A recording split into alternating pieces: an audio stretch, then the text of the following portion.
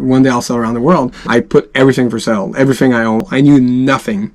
A kid covered in tattoos that hung around tattoo shops, that worked in a restaurant. They thought I was freaking nuts. You're going to learn certain things the hard way, and talking about maybe doing it one day. Like, the time is now. Hi, my name is Kenna, and this is Jay. We live aboard our Choi Lee Offshore 41. Her name is Sitka. Currently, we are sailing and exploring our beautiful home here on Vancouver Island in British Columbia, Canada. I'm new to sailing, but I'm learning and loving it more and more each day. Jay, on the other hand, was born a salty sailor.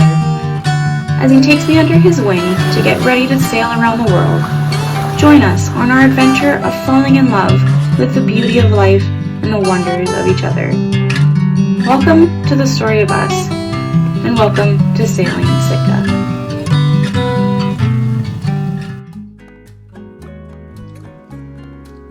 An extraordinary life.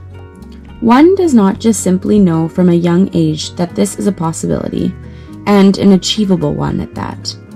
As I've said before, you watch films and read novels consisting of extraordinary people with extraordinary accomplishments. But again, to think that one day that this could be you is a whole nother story. I often ponder exactly why I am being led towards a path of greatness. Am I strong enough? Do I have what it takes? I decided to ask Jay when exactly he knew he wanted to live an exceptional life, and how and when the decision to follow through with chasing this dream came into effect. Now this is that story.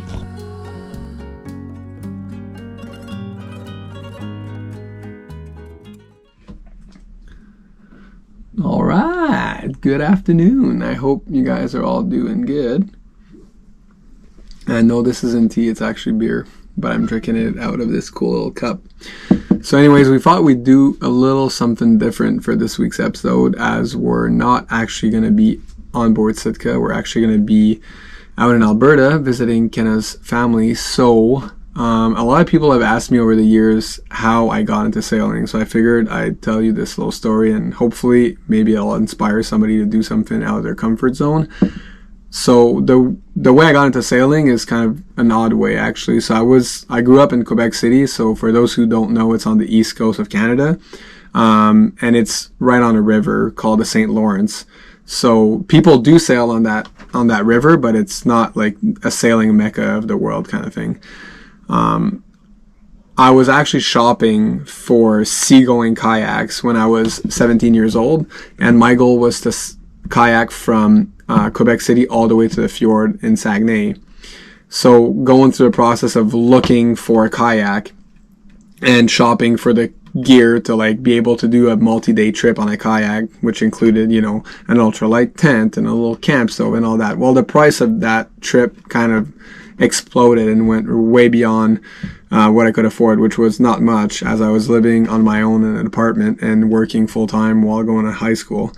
So what I ended up doing was I was looking at a bunch of used kayaks on used websites back in Quebec, and we had this website called Le Pack, which is like the equivalent of Kijiji or Facebook Marketplace nowadays for our local area back in Quebec City. So I was seeing once in a while these tiny sailboats that would pop up in the price range I had for kayaks, and I was like, what the hell? And there's this tiny boat, it was a Sandpiper 565, that you could actually not live in, but I would be able to like take all the way to the fjord if I wanted to. And I didn't need camping gear. I didn't need to buy a stove or anything because it had all that stuff on it. I could sleep on it. I could, you know, there was a tiny head, which was basically just those little chemical toilets that some people have on smaller RVs. But anyways, it had all the bones that I needed. And my girlfriend at the time looked at me and she's like, yeah, but Jay, like, we don't know how to sail. And I'm like, well, yeah, that's whatever. We can figure that out later. Yeah, we did figure that out later.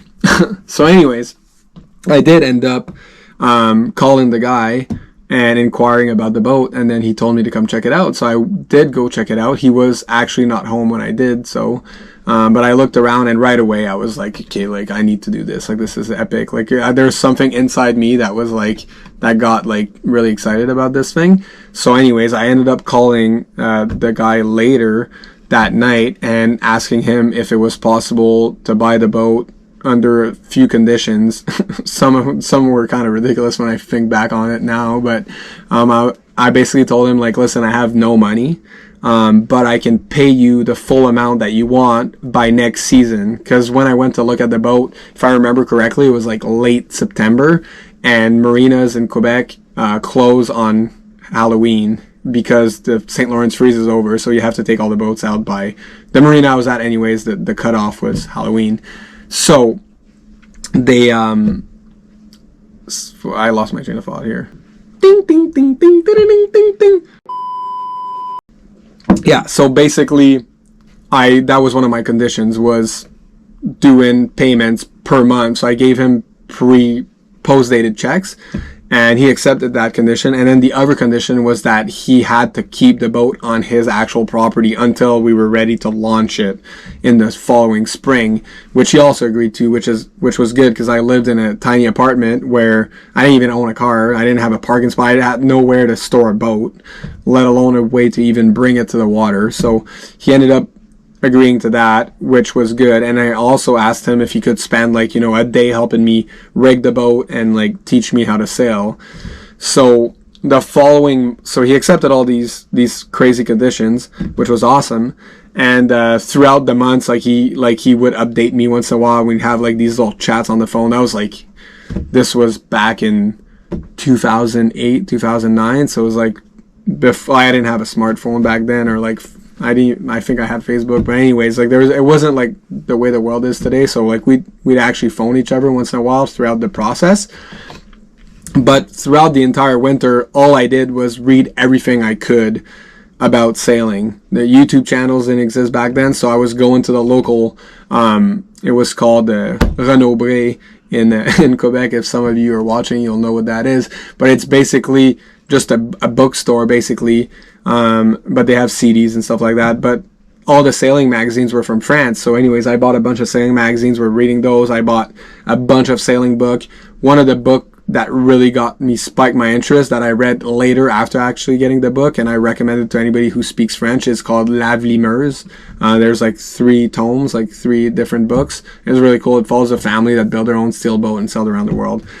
But going back to the main story, I finally saved all the money, paid him throughout the months, and then the time is closely arriving to the point where I'm getting like the boat, and I'm beyond excited. I mean, like, I was so excited throughout the winter that I would literally take the bus from Sainte Foy all the way down to downtown Quebec City just so I could go sit on a bench at minus 30 Celsius and look at a frozen over St. Lawrence River with like just, you know, container ship and icebreakers going through, and like picturing myself sailing there the following spring. So I was like pretty hooked. People thought I was nuts.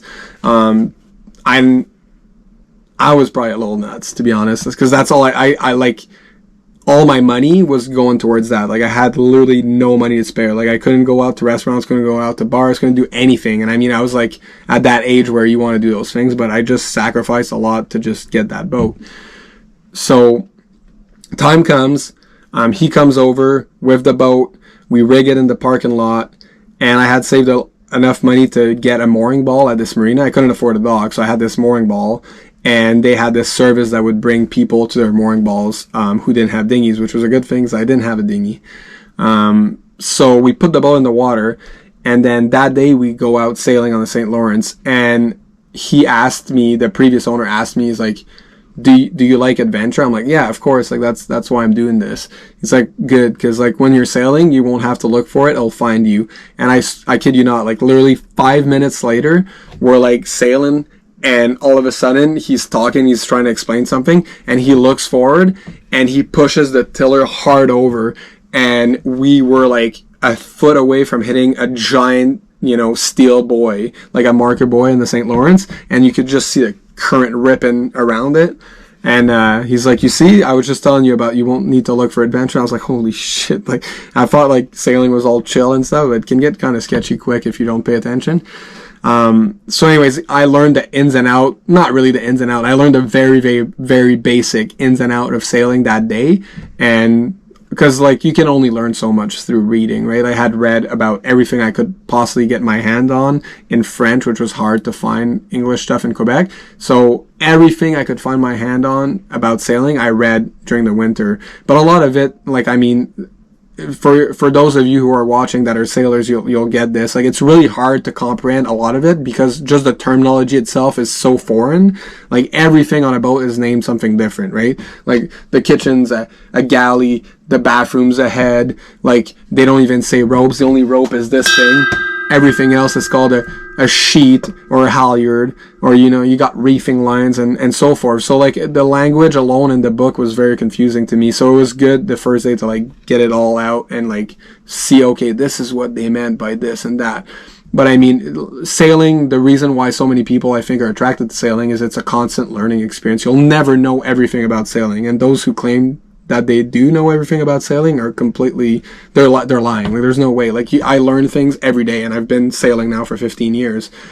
So anyways, get the boat, get really hooked on it.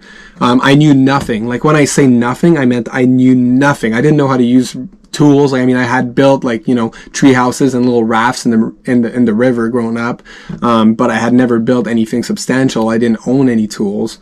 So, and like, all I had on that boat was a little 9.9 two-stroke outboard, and I didn't know how it worked. I didn't know anything. So I was constantly having these little issues, and I'll always remember this one time.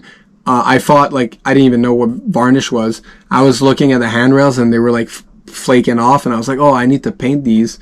And I was looking at other boats that had, like, nice, you know, finishes on theirs, and obviously it was varnish, but I was like, oh, it kind of looks a bit yellow. So I literally went to Canadian Tire, which is a local hardware store here in Canada, and I bought yellow paint for wood, and I started painting these handrails yellow. And one of the neighbors who was on another mooring ball, when he saw me at the little mini yacht club thing that we had there at that marina, he was like, what are you doing painting like teak with paint? And I'm like, well, isn't that what you guys put on there? It's like, no, you have to put varnish on there. So, like, when I say I knew nothing, I knew nothing. But one moment that changed my life forever, and I'll always remember that, was there was this old salt at that marina, like the kind of old salt that knows a lot of things about sailing, pretty much everything, but is always kind of semi-grumpy. So I was actually kind of terrified of that guy. And he saw I was having trouble with my outboard. Like, I was like pulling on it like nonstop, and it wasn't going. So he rowed over in this old wooden dinghy and gave me a hand and like showed me a few tricks to get it going, and with ether and all that stuff. And anyways, finally got it going, and he invited me to come on his boat for like a dinner, which I thought was awesome. So I was like, yeah, sure. And then, because the boat I had was, like I said before, is a Sandpiper 565, so it's a very, very small boat. Like, you definitely can't stand up in there. Like, it's crawling, and there's no space. You can't walk. It's just like, it's basically 4 tiny bunks like that go under the cockpit, and 2 bunks forward, and then the toilet, you lift a cushion that you sleep on. There's a table in the middle that had 2 flaps that opened up. The cool thing about that boat, though, it did have a nut right in the middle of the table, and the keel was retractable, so you can actually beach that boat, which was kind of cool. But anyways, it was very tiny, right? So I couldn't, like, at that point, I didn't know people could even live in boats. So he invited me over to his boat for dinner, and so I show up there, and his boat, like, I can't remember off the top of my head, but it's probably like 34 foot boat. But I walked down this companionway, and I'm walking down, I'm like, holy shit, like, this is like a mini home in here. It's like a tiny house. Like, I can walk down and stand up. I'm like, you guys can stand up? And they're like, yeah, of course. Like, we live in this year round. And I'm like, whoa, what do you mean you live in here year round? Like, isn't the marina closing in October? And they're like, yeah, but I mean, when it gets too cold and we have to wear socks, like, we sail down south, like, we sail to the Caribbean. And I'm like, what? Like, people do this? And they're like, yeah, a lot of people do this. Like, in the sailing world, obviously not a lot of people do this in a general sense, but in the sailing world, it's a common thing for offshore sailors to sail down south when it gets cold. So I'm like, so that blew my mind, and that right there, that sparked something. I was like, that's what I'm doing. Like, that's what I'm doing for the rest of my life. Like, I want to sail. That's what I want to do. Like, there's no ifs or buts about it. And I became kind of semi-obsessed for that year. And I was working in a restaurant back then and going to school to be a draftsman, so like working on AutoCAD. And I was obsessed. Like, I was telling everybody I worked with, and if there's people that are watching right now that I used to work with, they'll probably comment about it. But I used to tell people, one day I'll sail around the world. And I mean, I was like 17 years old, a kid covered in tattoos that hung around tattoo shops, that worked in a restaurant. They thought I was freaking nuts. So anyways, fast forward a few years. So I left Quebec City and joined the Navy and was posted to Victoria, British Columbia, on the west coast of Canada. And this is kind of the sailing mecca of Canada. I mean, like, we have Desolation Sound, the San Juan Islands. Like, it's a very beautiful area for sailing. But when I first moved here, it was like my first time that I had money and like I had a job where I could like afford to do something else than just survive. So, I like partied and did what young 20-year-olds do. And then I was living downtown in a condo that I was renting. And I was going through old boxes one day, like just cleaning my apartment. And then I fall on this old box of like old sailing magazines. And I just like do what most people do, I think, when they're cleaning their apartment or their house and they find old cool stuff. They just stop cleaning and sit down and just go through it. So that's what I did. I just sat down and read through these magazines. And then I found this article about this young couple that literally sold everything, bought a 30-foot boat, and just sailed from British Columbia to the South Pacific. And I'm like, nah, that's it. That's what I'm doing right now. So I literally started shopping for boats that same exact day. Put everything I owned for sale, including my motorcycle. I put everything for sale. Everything I own. All my furniture I sold to my old roommate.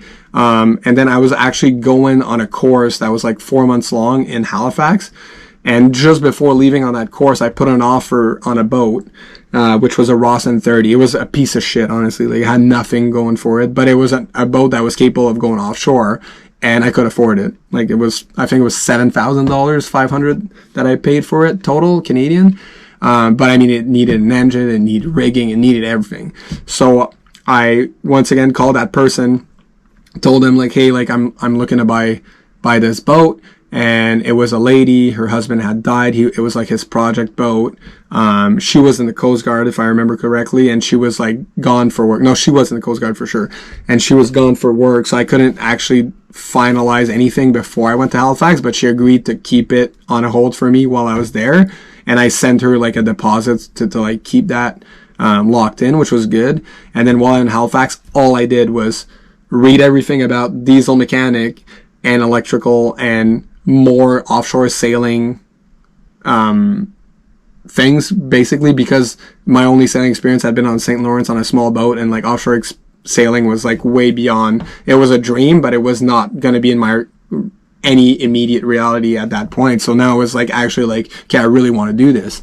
And this was in 2013 that I like was going through that. And then I finally got the boat when I got back from that 5-month course there in Halifax, where all I did was save my money and read everything I could on offshore sailing. And YouTube wasn't really big back then either on the sailing scene, but there was a lot of sailing blogs.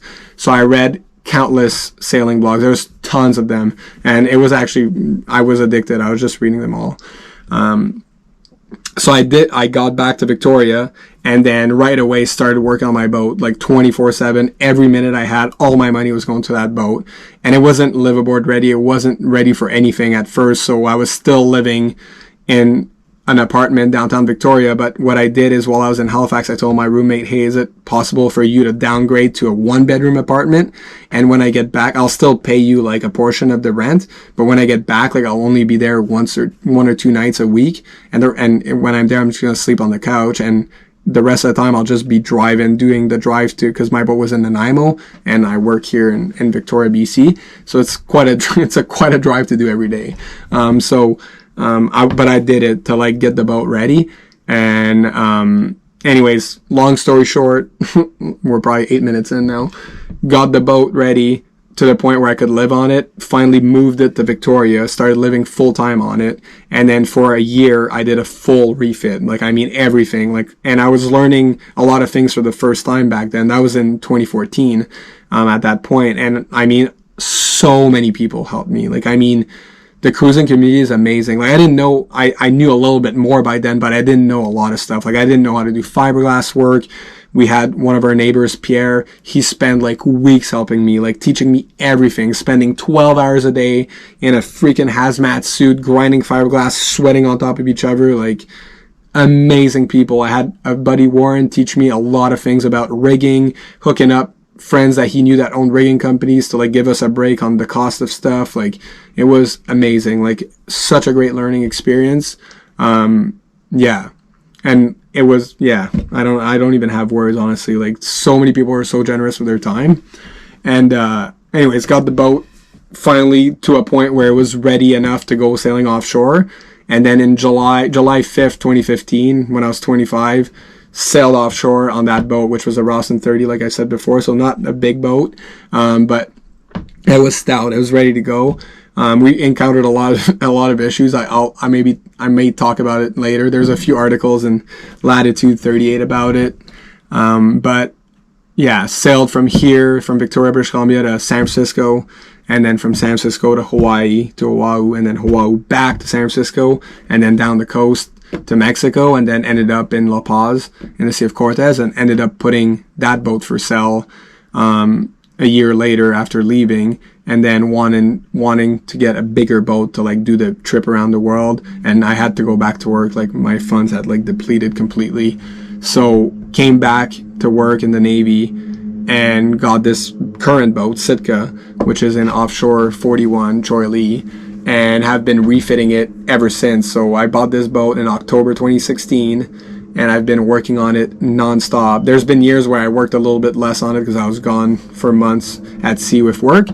But especially the last 2 years, I've been working nonstop on it. And now we're finally leaving to go offshore again. And I will be done work forever in the Navy on September 9th. So I'm really excited. And then end of September, we're going offshore. So if anyone out there that's watching right now has that tiny little bit of desire to like get a boat and go offshore, just do it. Honestly, like, you should just do it. Like, nothing should stop you from doing it. Like, I'm telling you, like, it's you're gonna learn things. You're gonna learn certain things the hard way, but it's gonna be a lot better than just dreaming about it and talking about maybe doing it one day. Like, the time is now. Like, just do it now. Like, there's no point in waiting. Like, you can't know less than what I knew when I started. It's impossible. I knew nothing. Like, I thought Kentique was painted with yellow paint. So on that note, stay salty, people. Big Daddy Safari, out.